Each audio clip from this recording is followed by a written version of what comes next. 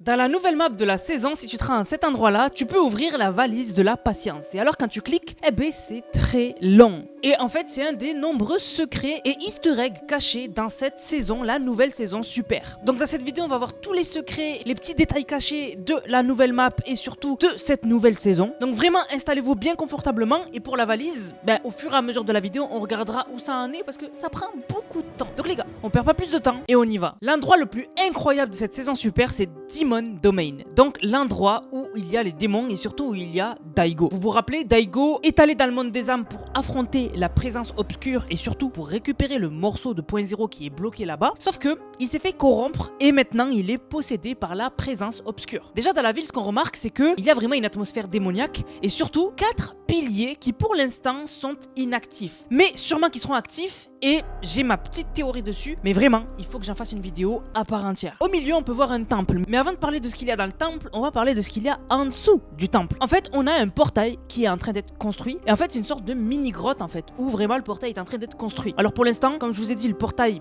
il est pas fini. Et au fur et à mesure de la saison, on imagine que l'énergie ici et à ce portail va être incroyable et va vraiment augmenter en puissance. De toute façon, Fortnite l'ont dit eux-mêmes. Daigo est en train de récupérer l'énergie de l'île. Et donc ça va prendre du temps, mais quand il va réussir, ça va être énorme. Alors il y a un détail qui nous indique qu'est-ce qui va se passer et surtout comment ça va se passer. C'est que le portail est en bas du temple et chaque pilier autour du temple est aligné avec chaque ouverture qui ramène au portail. Donc on le voit venir. En fait, chaque pilier va envoyer un rayon d'énergie en bas du temple et c'est pour ça que le bas du temple a 4 entrées pour 4 piliers. Donc vraiment, ça risque d'être incroyable. Alors dans le temple, bien sûr, on peut retrouver Daigo, mais il est bien différent de ce qu'il était auparavant. Auparavant, c'était un humain tout à fait lambda, certes réservé, génie, très intelligent, mais lambda, normal quoi. Et maintenant, c'est devenu un démon. Alors vous pouvez l'affronter et l'affrontement est vraiment stylé et on voit clairement que ce n'est plus le même. Surtout quand vous l'avez battu, il va à chaque fois dire une phrase comme quoi il est désolé d'être devenu comme ça, mais il ne peut rien y faire et il est complètement contrôlé et à la merci de la présence obscure. La salle est vraiment magnifique avec des détails autour des masques, etc. Bien sûr parce que Daigo maintenant s'appelle Daigo, créateur de masques. D'ailleurs, étant l'ennemi principal de la saison, on pensait qu'il serait dans le pass de combat, mais finalement pas du tout. Dans le pass de combat, il n'y a aucun skin de l'histoire et Daigo sortira dans la boutique avec Core. Tout en haut du temple, on peut retrouver la machine de Daigo avec laquelle il avait fait des expériences et surtout avec laquelle il avait réparé un masque de la guerre de la rupture, la guerre qui s'est passée il y a des milliers d'années sur cette map entre les différents clans. D'ailleurs, le masque est toujours là, un peu allumé.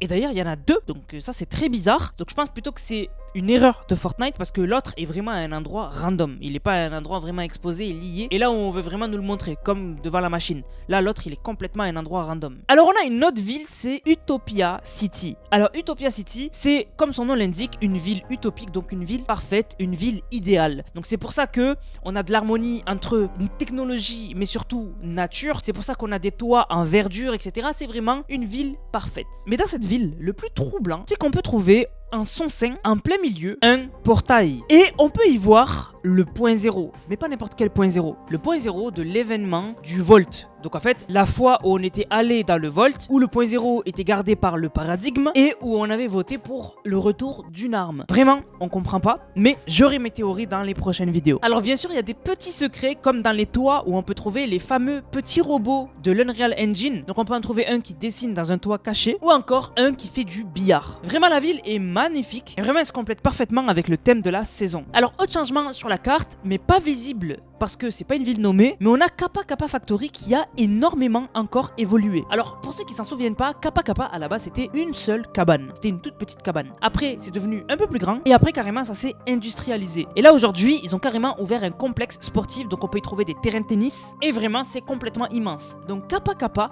prend vraiment de plus en plus de place et vraiment j'aime ça. J'aime voir une ville qui à la base était toute petite et qui finalement devient énorme. C'est vraiment la base de Fortnite et Fortnite nous avait habitué à ça dans les premiers chapitres. Et dernière nouvelle ville de cette saison, c'est l'Académie Supernova. Alors bien sûr, le fief des super-héros. Enfin, des nouveaux super-héros, puisqu'ils sont devenus super-héros grâce à ce qui s'est passé pendant l'événement du sabotage, où un morceau de l'étoile de la mort a tapé le portail de la montagne et qui du coup a libéré son énergie et du coup libéré les démons. Et c'est comme ça qu'ils ont eu leur pouvoir et c'est ce qu'on voit à la fin de l'événement. C'est pour ça qu'on peut même trouver une salle d'entraînement. Alors vous pouvez vous entraîner vous aussi comme super-héros, donc vous allez devoir tirer sur des cibles et aussi récupérer des pièces en un temps record. Et si vous le faites bien, vous allez avoir accès au coffre-fort des héros.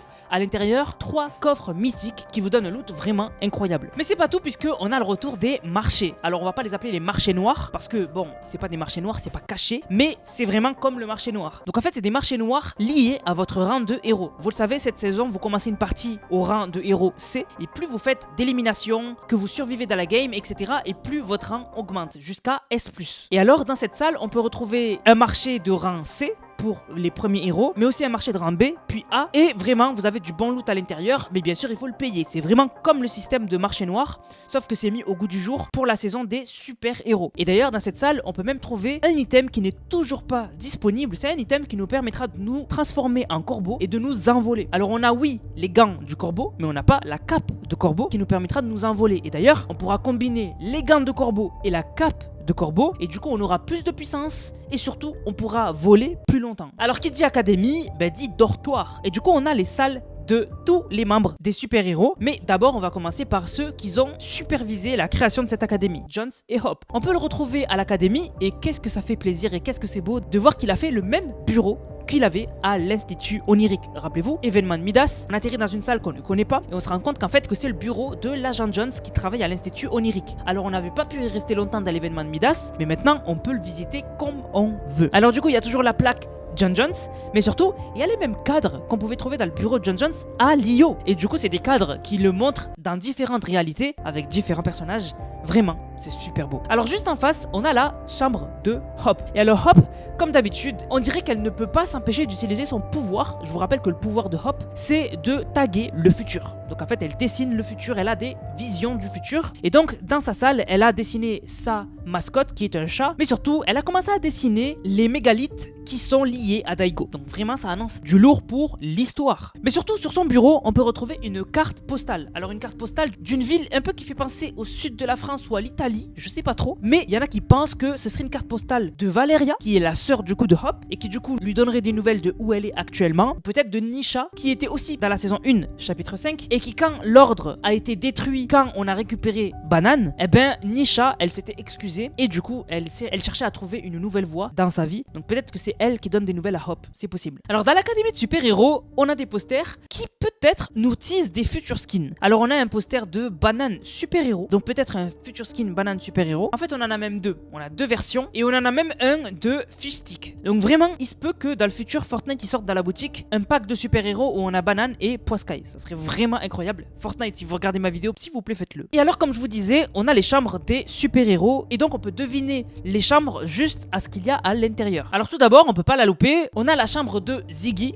qui est un lézard. Donc c'est la chambre avec le lit qui est du coup une pierre et avec une plante tropicale. Ensuite, on a la chambre de Deadmo. Alors Deadmo, c'est une collab qui sera sûrement la prochaine collab de Fortnite Festival. C'est un DJ et du coup, il va arriver sur Fortnite et il a sa propre chambre dans l'académie des super-héros. Ensuite, la chambre avec les pompons, c'est 100% la chambre de Hailey, donc la fameuse pom-pom girl du pass de combat qui se transforme en démon. La chambre avec les rideaux rouges, on peut pas se louper, c'est la chambre de Morgan Mist. La chambre avec un panneau comme quoi il ne faut pas surf, c'est la chambre de Light Rider parce qu'elle est liée au surf. Et du coup par élimination on imagine que la chambre où il y a les poids de musculation c'est sûrement la chambre de Kill Switch. Autre changement, c'est à Shogun Solitude, on a un petit jardin japonais qui a été aménagé et je crois que c'est parce que c'est Rose de Nuit qui est là-bas. Bon, d'ailleurs petite parenthèse, on a nous avec la valise de la patience. Ok, c'est toujours pas fini. Ok, c'est super long. Bon, on continue. Alors très mystérieux, ça se passe complètement au sud de la map. On avait remarqué qu'il y avait de la neige qui n'était pas censée être là. Et en allant voir, on s'est rendu compte qu'il y avait une nouvelle faction, on sait pas c'est qui, et en fait ils ont mis une croix au sol et ils sont en train de creuser. Alors on sait pas pourquoi, mais vraiment on comprend pas pourquoi. Et ils ont même un camp d'analyse juste à côté, donc sûrement qu'il faudra garder un œil sur cet endroit là, parce que ce qu'ils sont en train de creuser on sait pas c'est quoi, mais ça risque d'être intéressant dans le futur. Donc dans les futures mises à jour, on regardera si ça a avancé. Ah oui, et avant de passer à autre chose, dans leur camp technologique de cette faction-là, on peut retrouver les fameux nains. Voilà, les fameux nains de jardin sont toujours là, les gars. Donc voilà, pour ceux qui les cherchaient, ils sont là. Alors le train de Fortnite, vous avez remarqué, on voit pas le train tourner. Eh bien c'est normal, c'est parce que le train est arrêté à cause d'une vache. Voilà. Il y a 2 vaches même qui sont en train de passer et du coup il est arrêté à cause de ça et surtout il y a eu un éboulement. Donc ça sera réparé et bien sûr le train sera disponible cette saison parce qu'en plus dans le trailer de la saison on le voit passer à Utopia City. Donc vraiment il y aura bien sûr le train cette saison. Au niveau des anciennes villes, il y a eu du changement. Déjà la villa de Fletcher Kane, il y a tout qui a été emballé pour être amené ailleurs. Donc ça sent que bientôt la maison de Fletcher Kane sera vide et sûrement sera remplacée parce que encore une fois on a un ennemi qui est arrivé et qui est parti aussi vite qu'il est arrivé et du coup aucune histoire qui continue. Au niveau des villes Star Wars, il y a eu du changement. Déjà au niveau de Outpost Enclave, le Sandcrawler a disparu. Voilà, il a été retiré. Donc ça prouve que la saison Star Wars est bien terminée. C'est vraiment pour montrer que voilà, c'est terminé. Au niveau de la base de la résistance, le Faucon Millennium est plus là, donc la résistance est partie. Donc encore une fois, preuve que la saison Star Wars est terminée. Et d'ailleurs même à Shogun Solitude, il n'y a même plus Dark Vador, etc. Et pour finir, pour montrer vraiment que la saison est terminée, les AT-AT qui étaient sur la montagne ne sont plus là. Il reste que les food trucks, mais sinon il n'y a plus les AT-AT. Et alors peut-être que vous avez remarqué, mais dans la map vous pouvez trouver des bunkers des super-héros. Alors pour l'instant ils sont inutilisables, mais on imagine qu'en fait dans le futur on pourra y accéder selon notre rang de super-héros et on pourra acheter du loot, du coup comme les marchés noirs, je pense. Donc voilà, moi je pense que ce sera ça. Et rien qu'au logo on sait que c'est les bunkers des super-héros. Il y en a beaucoup qui m'en ont parlé, qui m'ont dit Anas il y a des bunkers secrets. Non, c'est des bunkers de super-héros et on pourra juste, je pense, acheter du loot à l'intérieur. Bon, du coup cette valise, on en est où? Bon, on a bientôt terminé. Et maintenant je vous le montre. Du coup quand on l'ouvre, on a du stuff épique. Donc quand même, ça dure 10 minutes pour ouvrir la valise. Donc la moitié d'une game. À faire une fois, c'est cool. Mais après, le faire, voilà, toutes les games ou quoi, c'est impossible. Vraiment, ça prend 10 minutes. Donc vraiment, c'est super long. Mais en tout cas, à la fin, quand même, on est récompensé avec du stuff épique. Donc voilà pour les changements de la map. Alors bien sûr, il y a énormément d'histoires à raconter et à théoriser dans cette saison. Donc comptez sur moi pour les prochaines vidéos, vous faire des théories de malade et surtout vous expliquer ce qu'on pense, etc. Et surtout que ce qui se passe actuellement en Battle Royale se passe aussi dans Lego. Faut savoir que les monolithes et les mégalithes sont apparus aussi dans Lego Fortnite et on a même des quêtes avec l'agent Jones et Hop. Donc bien sûr les gars, on se capte très bientôt pour les quêtes de l'histoire et surtout pour parler de l'histoire de cette saison. Du coup la famille, j'espère que la vidéo vous a plu. Bien sûr, on va remercier ceux qui ont utilisé le code NANAS. Je vous rappelle, code NANAS dans la boutique Fortnite, NANASS. Vous le mettez dans la boutique, vous m'envoyez une vidéo où vous l'avez utilisé dans le serveur Discord NANAS qui est dans la description dans l'onglet code NANAS et vous avez une dédicace en fin de vidéo. Donc merci à Abyss qui a régalé avec le code NANAS. Il a dit salut là, je raconte l'histoire de Fortnite en parlant du chapitre 1 sur ma chaîne YouTube. Ça me ferait plaisir d'avoir ton avis si tu as le temps. Sinon continue, t'es le boss. Merci beaucoup Abyss. Ensuite Saint James qui a dit achat du skin icône de Modena avec le code NANAS bien évidemment. Merci à Sidu. Merci à TSW Ezod. Merci à Ourson en peluche. Le code NANAS ça fait plaisir. Merci à Tozi qui a régalé avec le code. Merci à Tozi62 qui a régalé. Merci à